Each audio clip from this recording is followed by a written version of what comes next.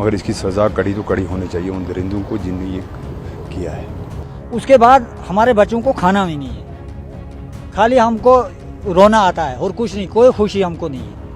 उन दरिंदों ने अगर हमारे ऊपर गोली चलाई होती तो वो हम बिल्कुल बर्दाश्त कर लेते, मगर हमारे मेहमानों के ऊपर ये मसला नहीं अटैक करना था।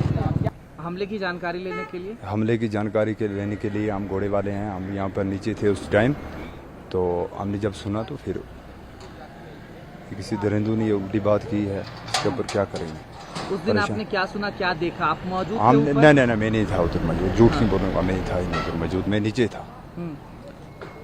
आज पुलिस ने बुलाया है, आप बुलाते हैं तो क्या पूछताछ करते हैं? बस ये बोलते हैं आपने देखे कोई किस तरीके से क्या हुआ क्या नहीं। हमने बोला कि हम नीचे थे उस टाइम में, हम ऊपर नहीं थे, कुछ लोग थे ऊपर, तो जिनने इधर भी पुलिस के पास आए वो, तो उन्होंने बोला कि हम उस टाइम में उधर ही था, और बाकी हमें इसकी जानकारी नहीं। मगर इसकी सज़ा कड़ी तो कड़ी होनी चाहिए उन दरिंदों को जिन्होंने ये किया है।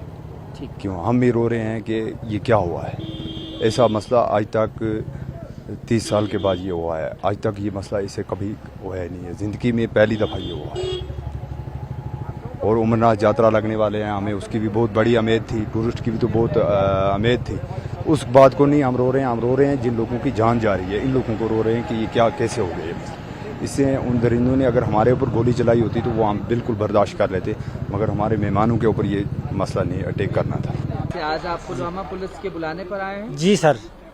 क्या क्या कुछ काम है आपको, या फिर क्या आतंकी घटना के सिलसिले में पूछताछ करने के लिए आपको बुलाया है? जी सर, बोला ये रजिस्ट्रेशन करता है, जो आड़ू से आगे जाता है उनका अलग है, जो आड़ू में प्रेपर रहता है वहाँ अलग है, वहाँ भी सीआरपी कर रही है इस वक्त। हम आड़ू का प्रेपर है, हमारा रोजी रोटी यही था, हम घोड़ा चला रहा था।